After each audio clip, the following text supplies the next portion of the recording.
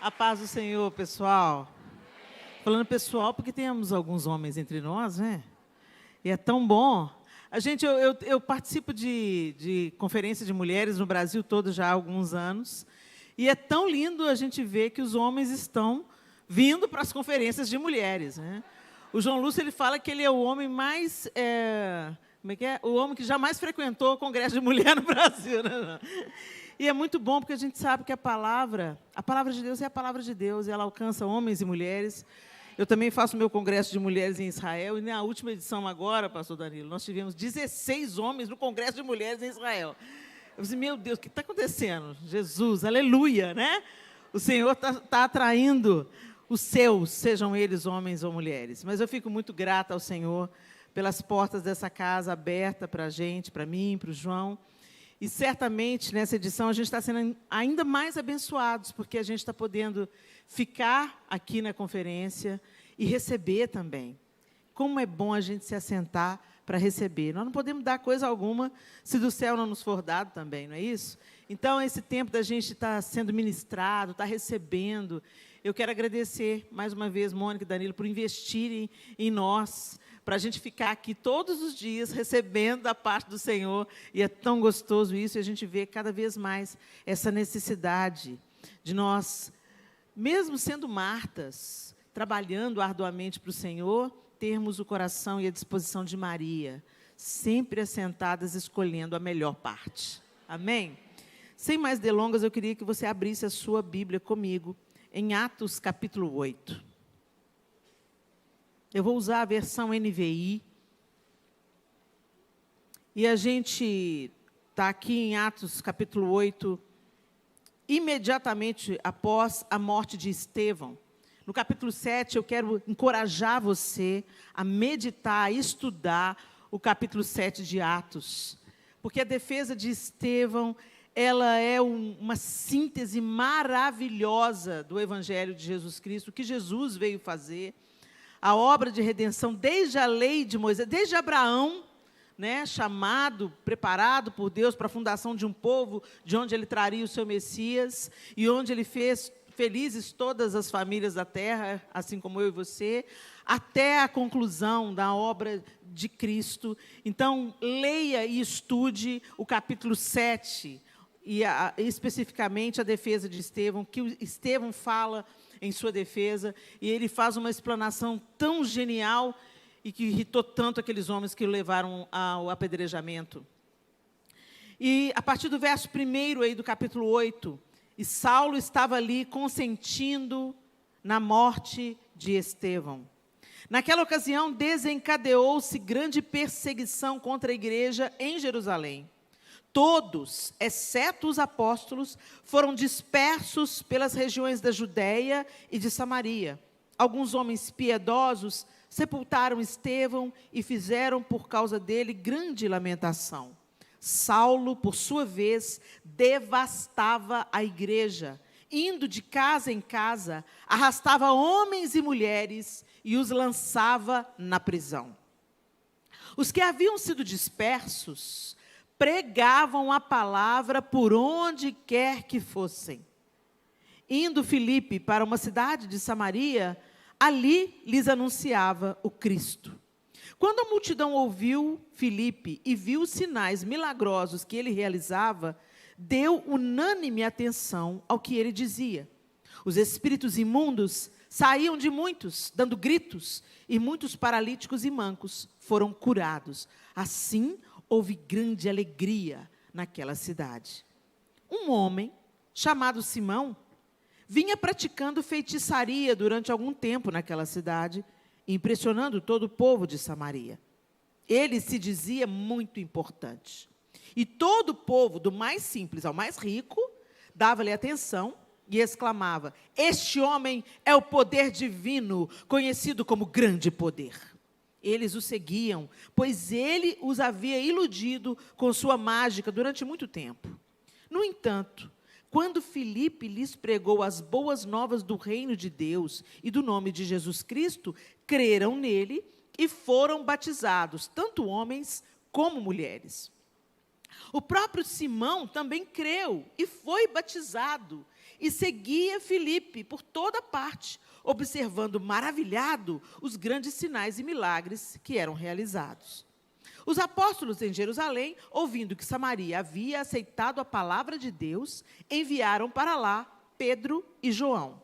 Estes, ao chegarem, oraram para que eles recebessem o Espírito Santo, pois o Espírito ainda não havia descido sobre nenhum deles. Tinham apenas sido batizados em nome do Senhor Jesus. Então Pedro e João lhes impuseram as mãos e eles receberam o Espírito Santo.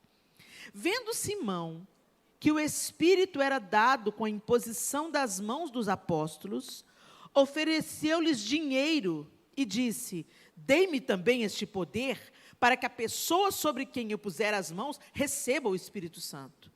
Pedro respondeu: pereça com você o seu dinheiro.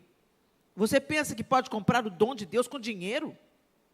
Você não tem parte nem direito algum nesse ministério, porque o seu coração não é reto diante de Deus. Arrependa-se dessa maldade e ore ao Senhor. Talvez Ele perdoe tal pensamento do seu coração, pois vejo que você está cheio de amargura e preso pelo pecado. Simão, porém, respondeu: orem vocês ao Senhor por mim, para que não me aconteça nada do que vocês disseram. Tendo testemunhado e proclamado a palavra do Senhor, Pedro e João voltaram a Jerusalém, pregando o evangelho em muitos povoados samaritanos. Senhor, é a tua palavra, e nós pedimos que o Senhor fale conosco nessa noite. Afasta da minha boca, Senhor, as minhas próprias palavras e opiniões pessoais, porque só as suas palavras são palavras de vida eterna. Que a tua palavra nos convença, nos confronte, nos console, nos cure, pelo poder do teu Espírito.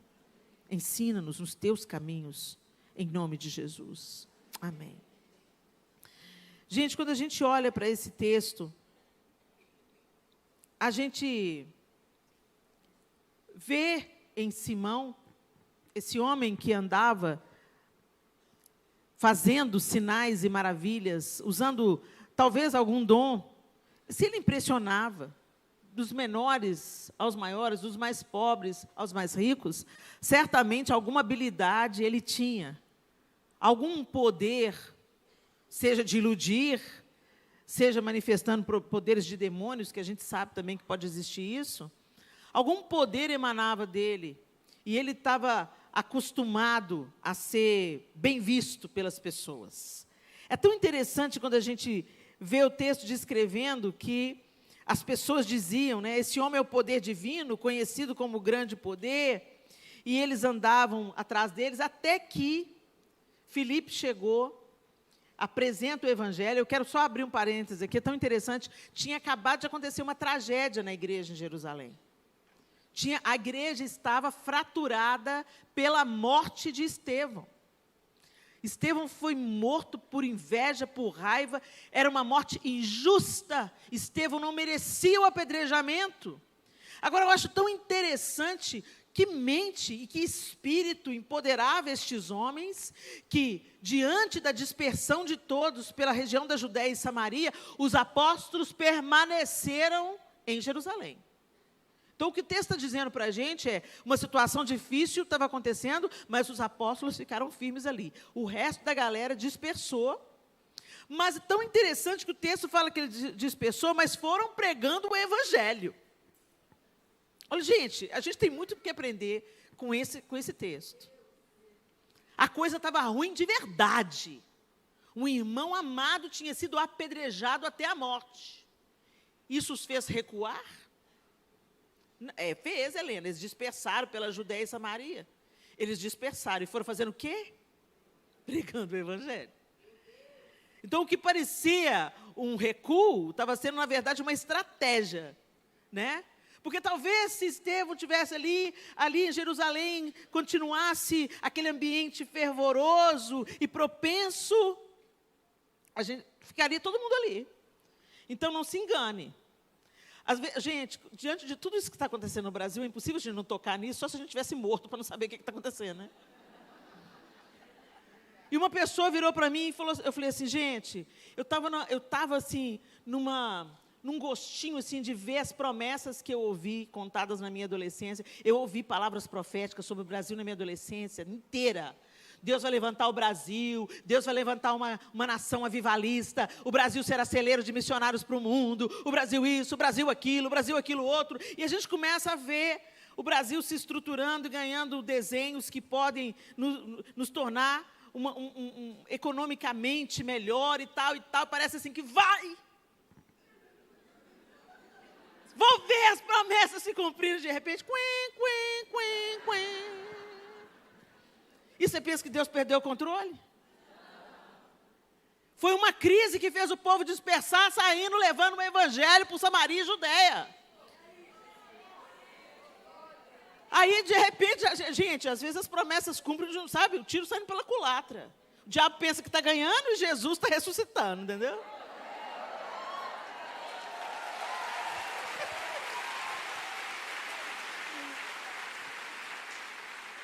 Aí eu fico pensando, se fica tudo gostosinho, aconchegante, a economia crescendo, você enchendo o bolso de dinheiro, vai ficando independente, autossuficiente, mimado e acomodado. Vem um governo duro, de perseguição, de babá, limpa o muro. Quem está aí brincando de ser crente, vai beijar a boca do capeta. E quem quer Jesus, vai ficar mais inflamado e mais ousado, e você, Senhor, eu vou, Senhor. Uns vão ficar e vão ser avivalistas. E quem sabe esse é a ferramenta para a gente ser dispersado pelas nações? Para ir viver vida boa lá fora? Não, porque quando você sai lá fora, você vê que está todo mundo quebrado, gente. Está todo mundo quebrado. Eu tive uma experiência fortíssima nos Estados Unidos esse ano. Estive lá durante 3 meses na casa do meu irmão. E no final da minha trajetória lá, a gente foi dar uma passeada na Califórnia. Eu nunca pensei ver, nos Estados Unidos da América, a situação que eu vi.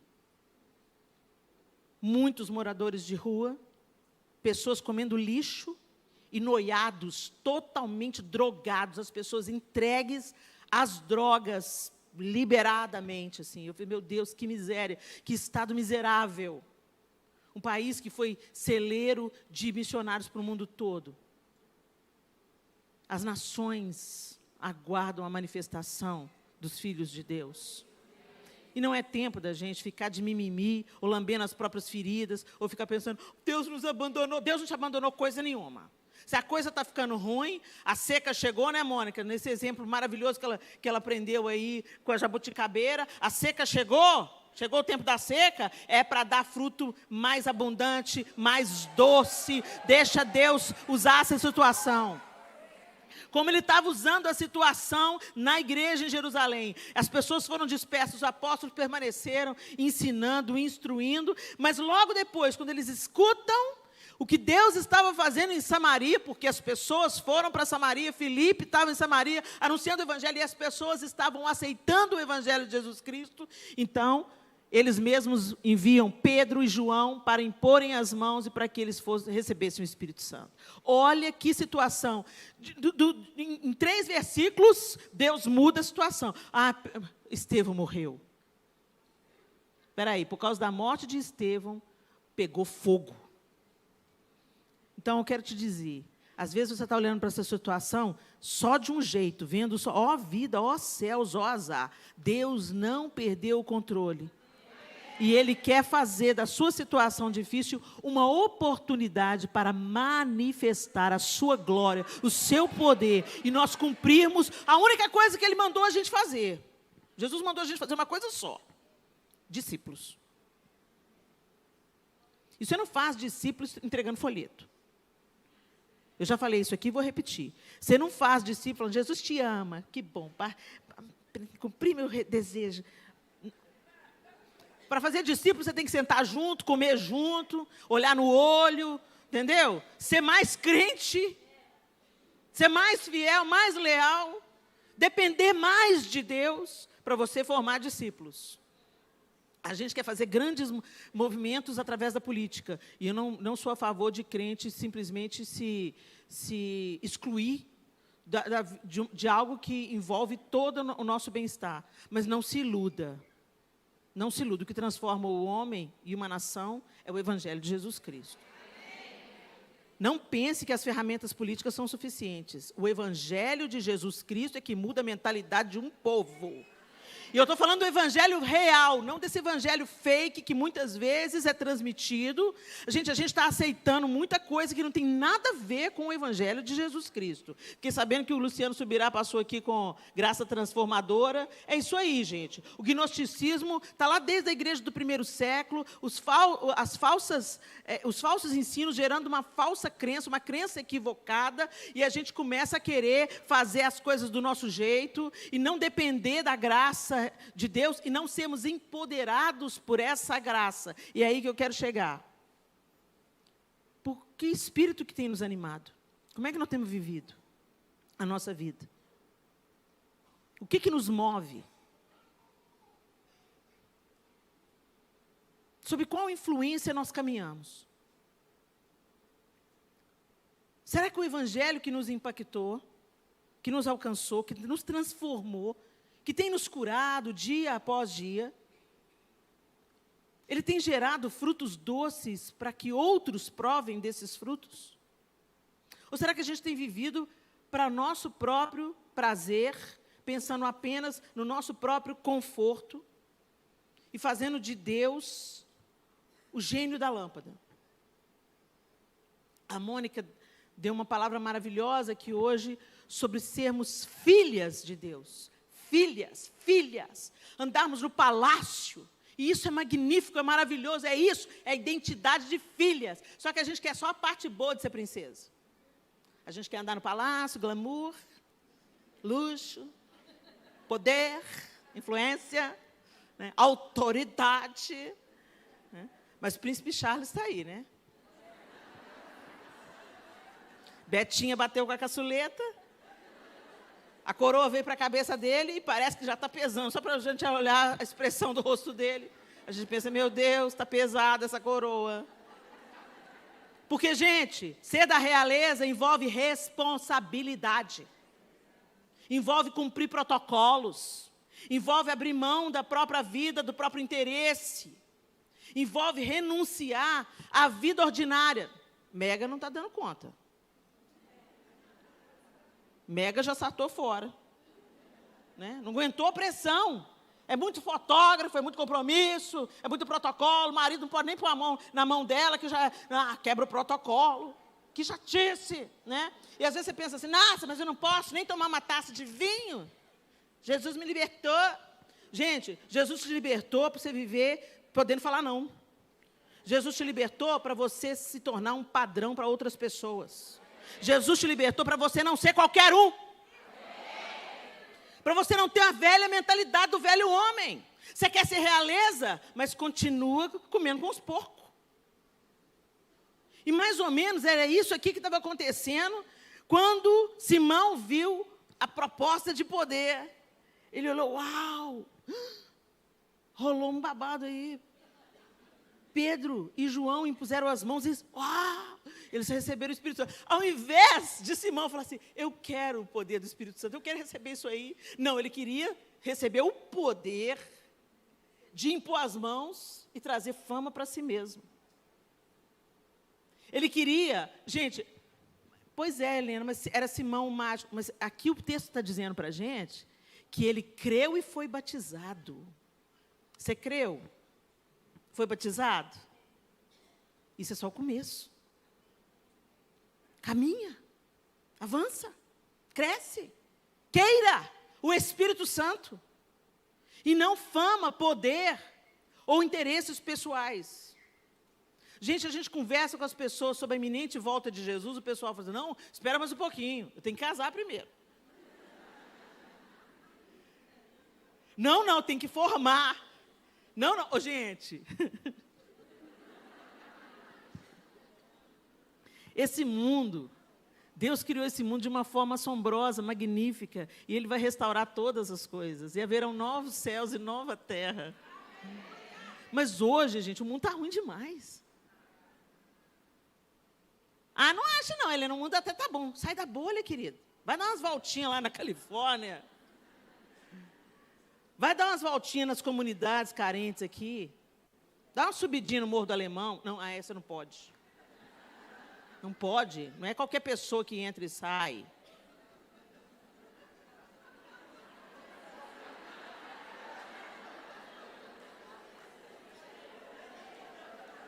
A vida está ruim, gente. Abre o jornal e lê. Abre o jornal e lê. Ou melhor, fecha o jornal, abre a Bíblia. Abre a Bíblia.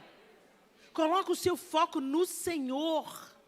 Encha-se do Espírito de Deus. E seja equipado para cumprir o propósito de Deus. Agora, o que a gente está fazendo? A gente está tirando os olhos de Deus. E a gente coloca os olhos em Deus quando a gente quer saber o que Ele pode nos dar. Qual é o poder que eu posso receber de Deus? Para ser notável, para ser notório, para ser famoso, para, sei lá, exercer um grande ministério sobre a terra.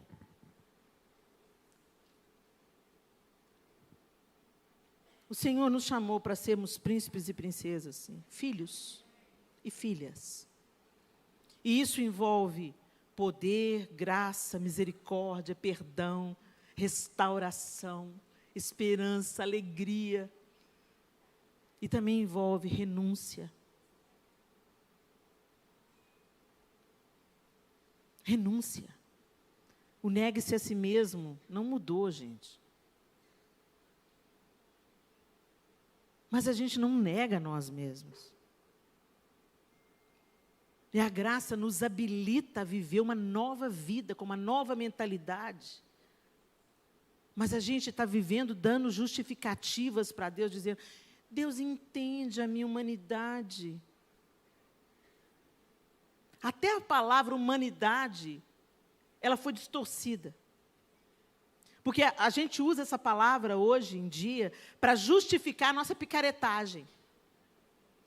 Sou humano, não consigo ser perfeito, Senhor, vem e me leva além.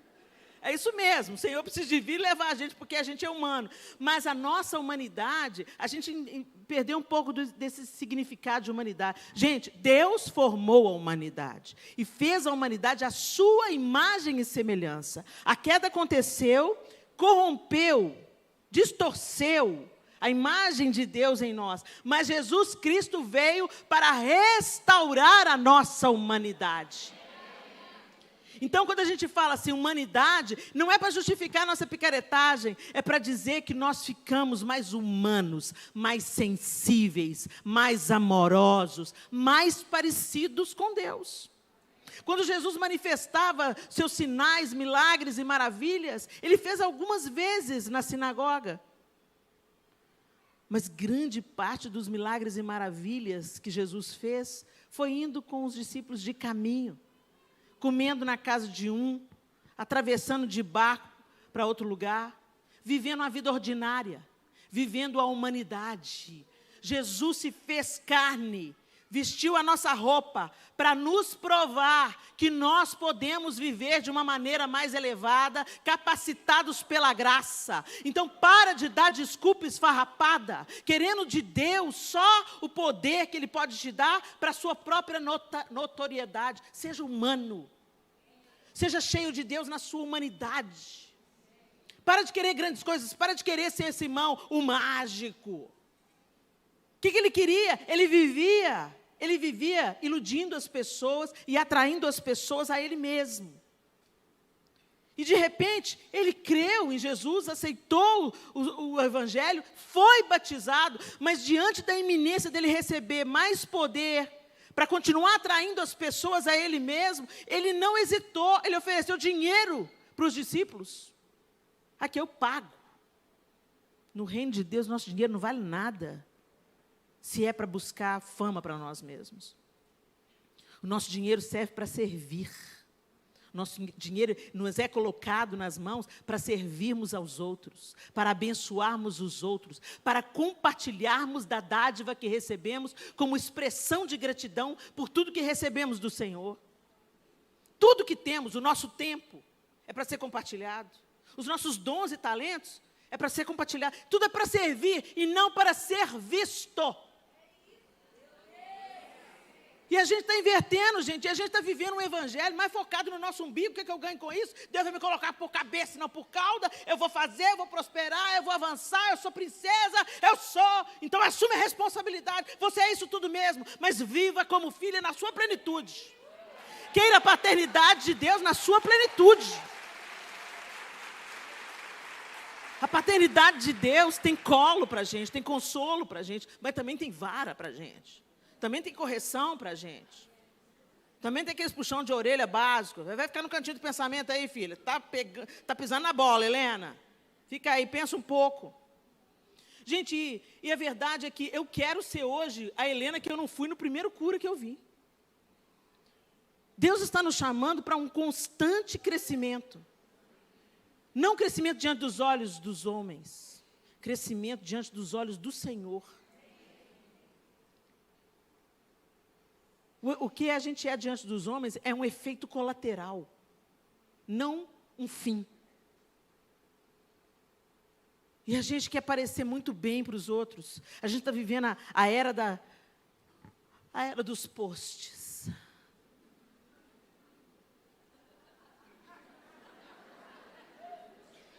A Bíblia fala assim que seja a boca de outro e não a nossa que nos louve. Mas como a gente conta vantagem através de um post? É sutil, né? O diabo é sutil. Ele sabe como é que põe a mesa para nos atrair.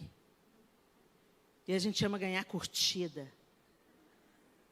Aí a gente ostenta. Ninguém posta o prato de arroz com feijão. Arroz e ovo frito. Prato do dia. Não posta. E se alguém postar, quem vive... É louco? Arroz com ovo? A gente gosta de glamour. Como Lúcifer. O Cordeiro de Deus que tira o pecado do mundo, assumiu um outro modelo. E a gente fica exausto tentando impressionar os outros, enquanto Jesus convida, vinde a mim todos vós que estáis cansados, sobrecarregados, eu vos aliviarei. Mas ele não para por aí, ele fala, tomai sobre vós o meu jugo, porque o meu fardo é leve. E aprendei de mim, que sou manso e humilde de coração, e achareis descanso para as vossas almas. É tão simples.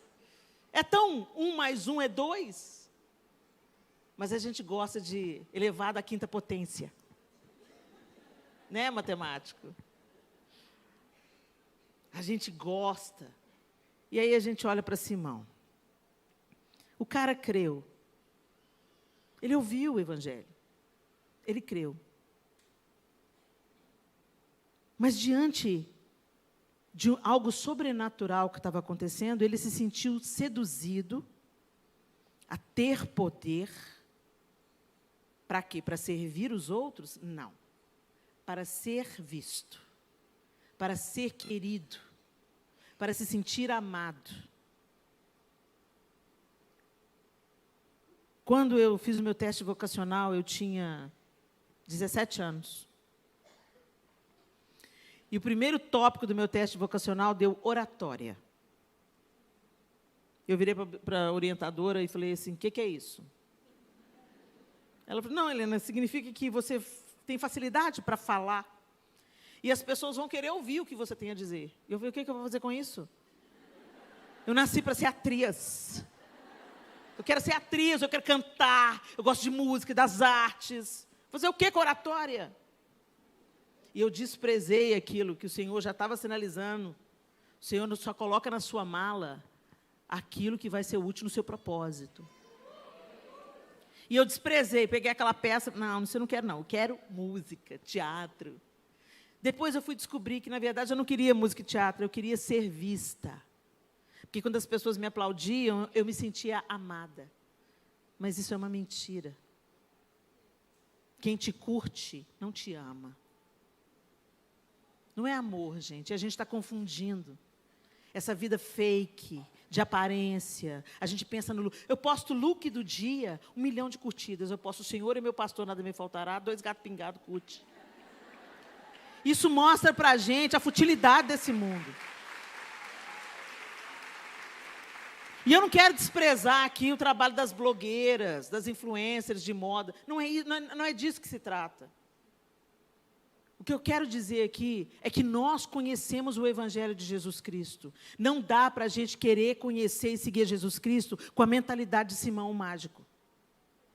Não dá para a gente seguir a Jesus Cristo de fato, querendo comprar a bênção. Hoje se fala muito em networking. E o que era para ser a mesa da comunhão virou a mesa do networking. Nojento. Network é network, mesa da comunhão é mesa da comunhão. Separa as coisas, não põe as duas coisas no mesmo pé, não. Porque no network só tem interesse. Eu estou me conectando a você, porque você conhece muita gente, eu posso ir pregar lá na sua igreja. Disgusting. É assim que fala, Michelene? Foi o que eu aprendi de inglês. Disgusting. A mesa da comunhão cura. A mesa da comunhão educa. A mesa da comunhão, ela disciplina. Ela encoraja.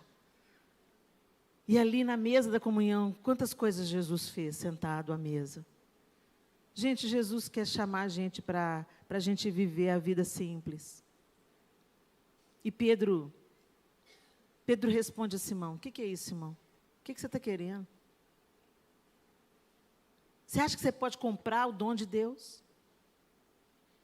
Se arrependa do seu pecado. E, gente, nós estamos precisando de nos arrepender desse evangelho que a gente está vivendo, que é focado só no nosso próprio interesse. Só em contar a bênção que Deus tem dado para a gente. Ostentar o que Deus tem feito na nossa vida. O que Deus tem feito na nossa vida é por graça e misericórdia. E é para ser compartilhado. É para servir aos outros. Não para se tornar oportunidade de nós nos acharmos superiores aos outros. Porque não somos. O Evangelho de Jesus Cristo nos torna livres. Não melhores do que ninguém. O mesmo amor que é dispensado a mim, é dispensado ao mais vil pecador que nesse momento está tocando terror, vivendo em desobediência. A mesma porta da graça que está aberta para mim hoje, está aberta para ele. Então nós não somos superiores a ninguém, porque somos cristãos evangélicos. Deveríamos nos tornar mais servos, mais engajados, mais apaixonados por fazermos discípulos. Que o Senhor nos ajude.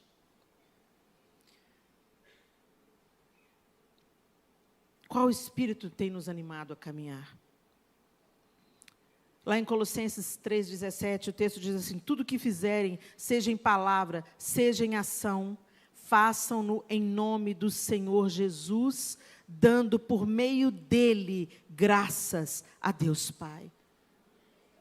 Tudo que fazemos, tudo que fazemos, tudo que fazemos. Se a gente está cozinhando para a nossa família, é em nome do Senhor Jesus. Se a gente está pondo uma mesa, é em nome do Senhor Jesus. Estamos lavando um banheiro, é em nome do Senhor Jesus. Gente, vamos resgatar, vamos deixar o Senhor curar a nossa humanidade. As grandes coisas não são comparáveis às pequenas coisas. É das pequenas coisas que a gente sente saudade quando a gente está num leito de enfermidade. Eu fiquei com Covid, com 40% do pulmão comprometido. Não fui internada porque a médica começou a cuidar de mim em casa, porque em Belo Horizonte, com 20%, já estava entubando. Então ela falou assim: Helena, eu vou te evitar ao máximo levar para o hospital. Se eu te levar para o hospital, eles vão te entubar. E eu ia no banheiro. Parecia que eu estava carregando o mundo nas minhas costas. O cansaço era extremo. Eu chegava para fazer xixi. Afando. E quando eu voltava para a cama, devagarinho, eu tinha que deitar de bruço.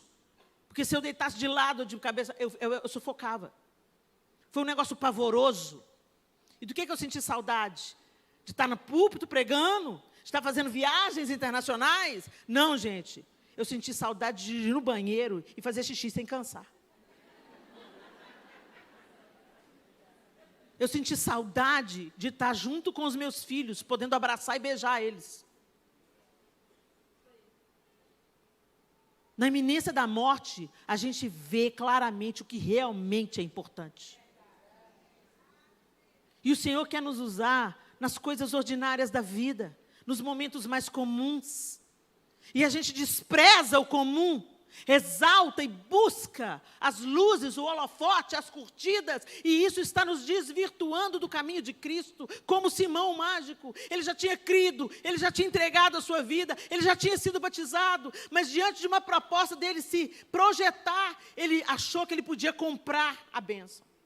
Ele pecou contra Deus. E muitas vezes nós estamos pecando contra Deus, porque nós não estamos usando o que recebemos para a glória de Deus, mas para a nossa própria glória. Tem gente na sua família que você não senta mais, porque você se acha superior. Agora eu sou remida e lavada, não tomo cerveja, não vou no churrascão da família, não me sento na roda dos escarnecedores. Ai, o que Jesus diria disso, né? Ele podia ir na casa do cobrador de impostos, comer lá, mas você não pode ir na casa da sua família, porque eles bebem cerveja. Que ilusão é essa que a gente tem acerca de nós mesmos? Que desumanização é essa do Evangelho? O Evangelho deveria nos humanizar, nos deixar mais empáticos, mais misericordiosos. Se éramos boas esposas, agora seremos melhores esposas. Se éramos boas mães, melhores mães. Boas cozinheiras, melhores cozinheiras. Ah, o banheiro que eu limpo depois que eu sou crente é muito melhor. É muito simples, gente. O Evangelho é simples. Mas a gente está querendo o grande poder. Tudo quanto fizerdes, tudo. A gente deve amar a Deus de coração, em palavras e em obras. Ser espiritual é o alinhamento dessa tríade, glorificando a Deus de todas as formas. E a gente pensa que obra de Deus é pegar no microfone, obra de Deus é escrever um livro, também. Mas obra de Deus é educar os filhos no caminho do Senhor. Obra de Deus é continuar orando pelos seus filhos quando você não vê resultado das suas orações. Permanece, fica firme aí, porque Deus não está surdo para a sua oração, não. Obra de Deus é cozinhar para uma amiga querida. Obra de Deus é Micheline. Obra de Deus, quantas vezes a gente sentado na mesa da Micheline, eu fui nutrida na minha alma, esperando o salmão maravilhoso que ela faz. E a gente ali, ela cozinhando e falando fofoca, não, falando que edifica, falando que constrói, falando que abençoa. A roda da mesa, como Jesus. Cozinhando, trocando fraldas. Tem mulher que orou, a Mônica orou aí para o filho dessa mulher. Me erra essa oração, sai. Ô, gente, herança do Senhor são os filhos, o fruto do ventre é o seu galardão.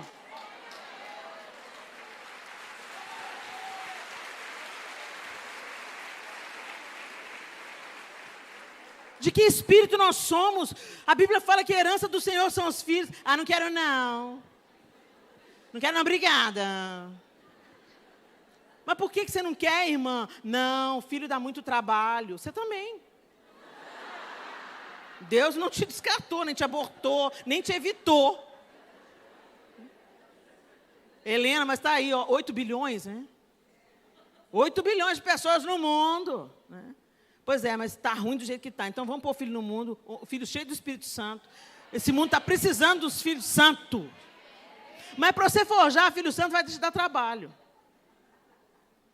Ah, seus joelhos vão ficar bem... Quando eu tive a Clara, gente, minha primeira filha, eu falei assim, alguém me perguntou, quando que vem o segundo? Eu falei, não vem. Como não vem, Helena? Sua gestação foi tão tranquila, parto normal, a Clarinha é uma criança, para todo lado que eu ia, a Clara estava junto. Vamos para a igreja, a Clara para a igreja. Vamos para o ensaio, a Clara com 20 dias estava no ensaio do chamar. Aí, Clarinha, não te dá trabalho nenhum, fica para baixo, para cima. É, eu que sei. Eu virei para a pessoa e falei assim, não, filho dá trabalho demais, e eu tenho muitos sonhos e projetos. Aí eu costumo dizer que Deus ouviu, vou te dar 4 para te ensinar a ser gente. E graças a Deus que Ele me deu 4. Graças a Deus. Graças a Deus. Graças a Deus que os planos de Deus são mais elevados. Sabe por quê? Porque os 4 filhos me humilham todo dia. Os 4 filhos me ensinam a ser gente.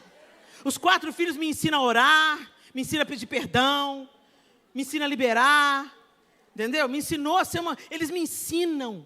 2 deles já estão casados, mas como eu aprendo com eles sobre a paternidade de Deus todos os dias. Como eu aprendo com eles a permanecer crendo, orando e me alegrando. E o Arthur, meu terceiro filho, era um filho que eu tinha muito temor no meu coração. Questionador, argumentador. Eu falei assim, Jesus, 2 eu não aguento, não. Não sei quem que eles puxaram, gente. Deve ser o João. Passou no Enem. Você vai fazer o quê, meu filho? História. História? Na Federal. Na Federal? Tem misericórdia. Gente, filho ensina a gente a orar. Filho ensina que você não tem nada no seu controle. Filho te ensina que todas as suas técnicas não prestaram para nada. Se a misericórdia de Deus não convence esses meninos da justiça, do pecado e do juízo. Filho te ensina que você não é boa mãe, coisa nenhuma, não. Eu me lembro que alguém elogiou o Miguel. Alguém chegou para mim e falou assim, nossa, mas o Miguel, que menino de Deus, viajou com a gente, que homem de Deus, que presença, que menino, você fez um ótimo trabalho. E eu aceitei o elogio. Aí a gente vê, gente, que nós dependemos de Deus para absolutamente tudo. Para sermos mães, dependemos de Deus. Para sermos esposas, dependemos de Deus. Para sermos boas amigas, dependemos de Deus. Para sermos profissionais, dependemos de Deus. Para pregar a palavra, dependemos de Deus. Nós não podemos fazer nada sem Jesus. Quando Jesus falou em João 15, sem mim nada podeis fazer, Ele estava falando sério. Mas a gente tenta fazer tudo na nossa força, no nosso talento, confiado no nosso próprio braço. A gente tenta comprar o dom de Deus. E aí eu entendi. Deus interviu na vida do Arthur de uma maneira radical que eu nunca poderia planejar. Um dia ele foi visitar uma outra igreja. Já não ia na igreja, tinha uns 2 anos. E Jesus pegou ele. E eu vi diante dos meus olhos a transformação que Jesus faz na vida. Alguns temperamentos evidenciam mais o poder transformador do Evangelho. No caso, o Arthur. Esse ano, ele foi com a gente para Israel, depois de resistir a vários convites. Dessa vez, ele se convidou. Foi com a esposa. Ele se casou em abril. E pregou no Jardim da Tumba. E eu olhei para ele pregando e falei, posso aposentar. Que graça, que misericórdia. O que Deus faz na nossa vida, ninguém mais faz. Então eu quero te encorajar. Não se contente em viver uma vida religiosa. Seja apaixonada. Seja fervorosa. Seja radical. Porque o amor é obediência. O amor é obediência. Aquele que tem os meus mandamentos e os guarda, este é o que me ama. Palavras de Jesus. E aquele que me ama será amado por meu Pai, eu também o amarei e me manifestarei a Ele. Então, amar a Deus não é a gente erguer as mãos aqui cantando lindas canções de amor. Aliás, nós somos bem emocionais, porque os nossos cultos, as notas musicais que nós usamos, elas são propensas a estimular a nossa emoção. E eu não digo que isso é errado, porque elas podem ser um caminho de facilitação, os tons certos, as notas certas, elas vão ser facilitadoras para a palavra ter livre acesso à sua alma, mas eu quero te dizer, isso não é suficiente para mudar a sua vida. Tem gente que vem se emociona, canta, baba, chora, vem na frente, deita e continua vivendo aquela vida porca, aquela vida que não te tira da prática do pecado, e a gente justifica isso com: o Senhor me entende. Não, a graça do Senhor te capacita a viver em novidade de vida, a ser transformada de fé em fé, de glória em glória, até ser dia perfeito, a se tornar uma referência de Jesus por onde você andar na vida comum. E é isso que o Senhor quer fazer. Ele quer se derramar em você e através de você na vida ordinária. Você não precisa de ter um holofote em cima de você. Você não precisa das pessoas falando: o grande poder divino, como elas diziam. Talvez isso encheu tanto o coração de Simão o mágico, que ele não conseguia mais viver sem isso. Viciado na aprovação alheia, ele se ergueu contra o próprio Deus, querendo comprar o dom de Deus. E muitas vezes nós somos manipuladas pelo que vão pensar de nós.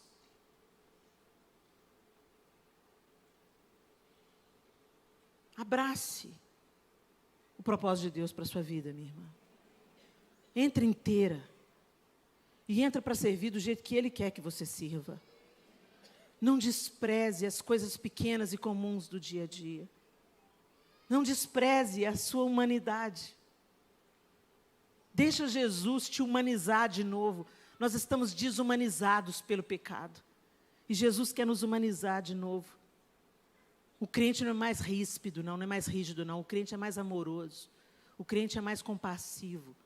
O crente escuta e tenta realmente entrar no lugar do outro, ao invés de ficar julgando pedra. O outro está lidando com o pecado, você também está lidando com a sua língua grande, tem anos, não consegue dominar ela. Está querendo dominar o pecado do outro, não consegue dominar o seu. Ô, gente, eu não tenho mais tempo a perder com o pecado do outro, porque o meu está me tomando todo o meu tempo.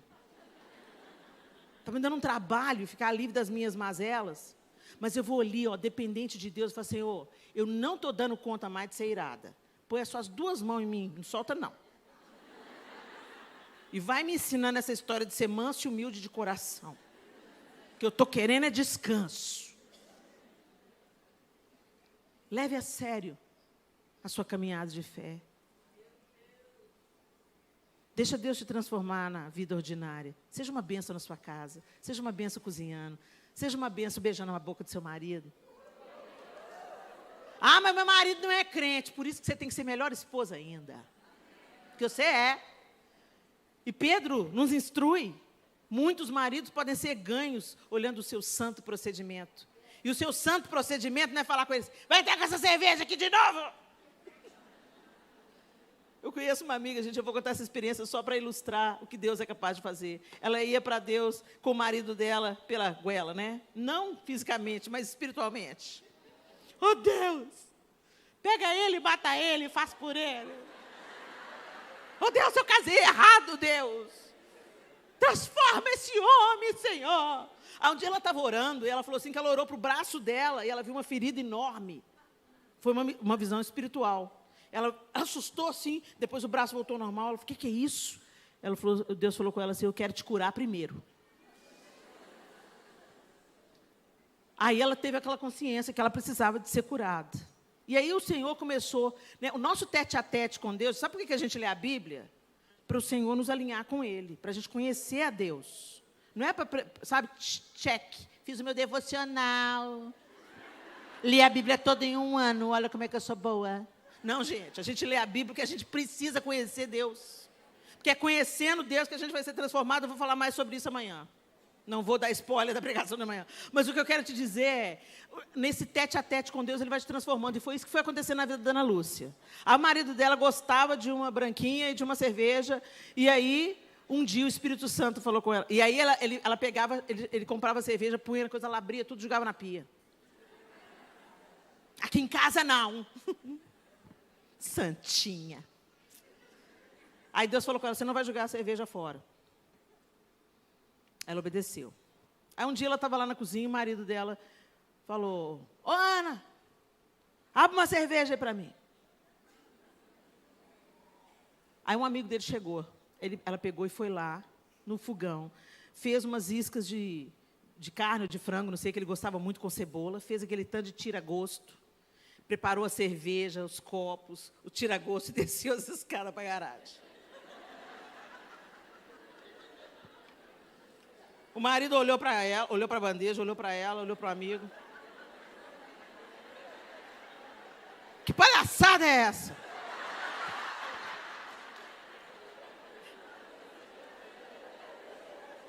Ela falou assim, você não gosta? Você não gosta? Eu fiz para você. Deixou a bandeja, saiu. Ele subiu.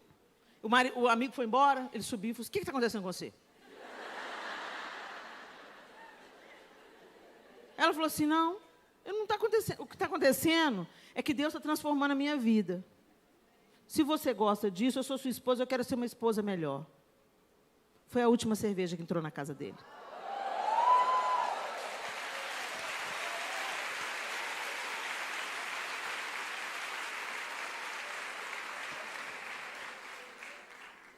Se o Senhor tem coisas grandes para você, se Ele quer te levantar diante de uma multidão, se Ele vai fazer você, usar você ali ou aqui, é com Ele. Ele vai fazer. Eu nunca almejei estar aqui falando para vocês. Não foi isso que eu busquei. Eu até desprezei isso. Mas pela misericórdia e graça de Deus, Ele costuma usar as coisas que não são. Mas eu quero te dizer uma coisa. Não despreze o poder de amar a Deus nas coisas ordinárias. E de servi-lo e adorá-lo na simplicidade do seu dia a dia. Não deixe que o seu coração seja corrompido, como foi o coração de Simão, o mágico. Seja como aquela igreja, seja como Filipe. Ele tinha acabado de perder o amigo. Ele podia ter ficado lá em Jerusalém chorando a morte de Estevão. Mas ele viu, naquela morte, na dispersão das pessoas pela Judéia e por Samaria, a oportunidade de apresentar o Evangelho de Jesus em Samaria. E ele entrou na oportunidade. Entra na oportunidade. Cozinhando, limpando, ensinando, educando seus filhinhos. Você não precisa de temer a ideologia de gênero, não. Se você discipular os seus filhos, discipule as suas crianças. Os meninos com 5 anos no Oriente Médio sabem o Corão de cor. E você está entregando os seus filhos para os tablets. Ensina a criança no caminho que ele deve andar. Discipula os seus filhos. E mais do que discipular os seus filhos ensinando no caminho, gere os seus filhos com os joelhos, para que eles tenham um novo nascimento. Porque Deus não tem netos. Nossos filhos, mesmo criados na igreja, e eu estou falando de causa, eles precisam de ser gerados espiritualmente. Ore pelos seus filhos e clame ao Espírito Santo. Espírito Santo de Deus, como um dia o Senhor revelou Jesus a mim, revela Jesus aos meus filhos. Depois que eles crerem, Senhor, batiza os meus filhos no Espírito Santo. Depois que eles forem batizados no Espírito Santo, Senhor, batiza os meus filhos no teu amor, que eles amem o próximo como são amados pelo Senhor. E a oração só acaba o dia que a gente for promovido. Feche os seus olhos, fique de pé no seu lugar. De coração, de palavras e de obras. Que essa tríade seja alinhada na nossa vida.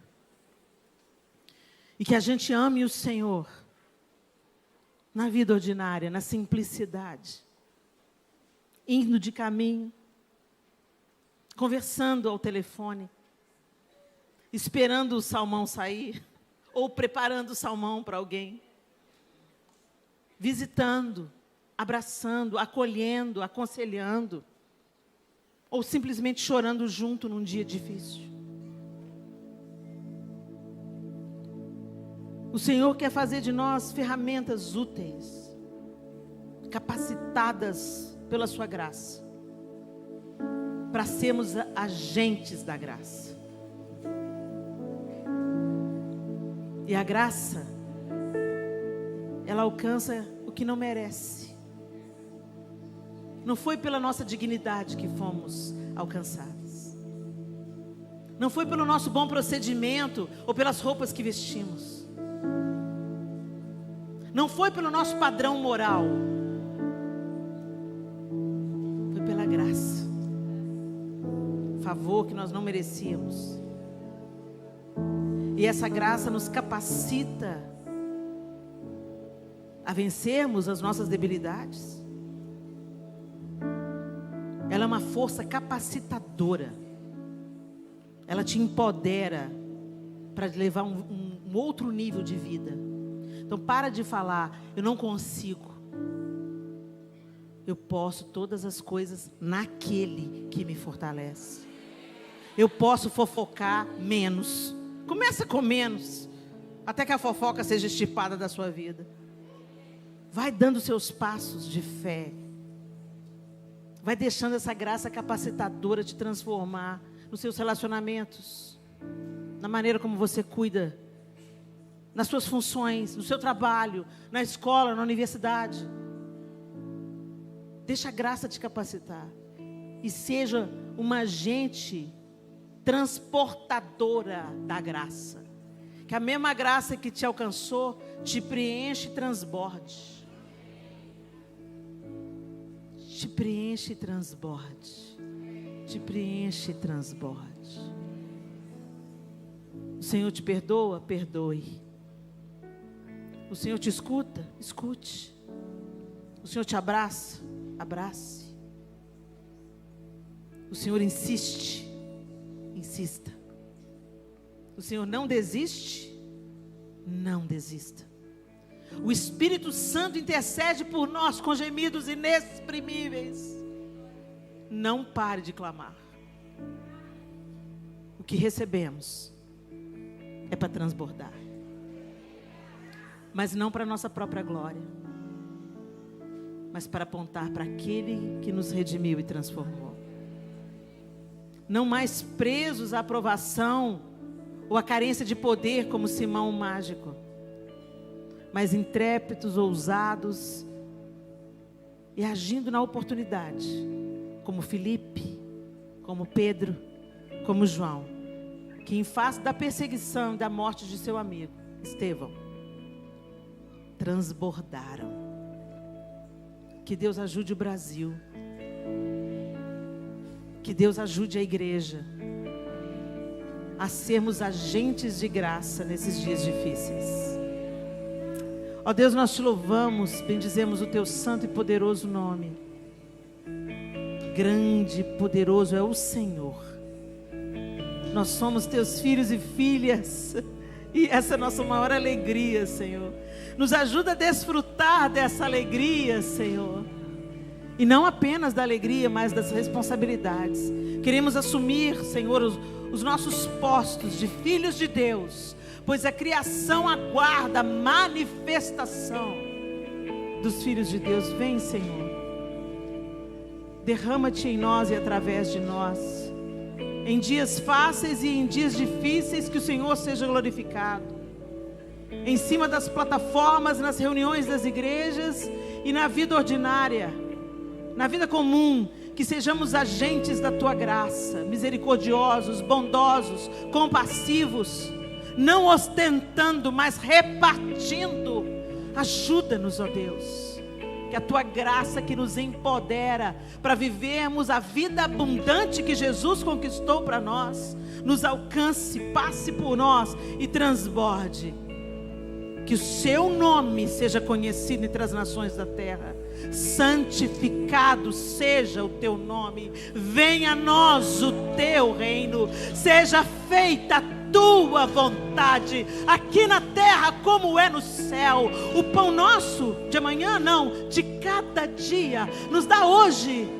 Perdoa, Senhor, as nossas dívidas, como nós temos perdoado aos nossos devedores. Não nos deixes cair em tentação, livra-nos do mal, pois teu é o reino, o poder e a glória para sempre. Deus abençoe vocês.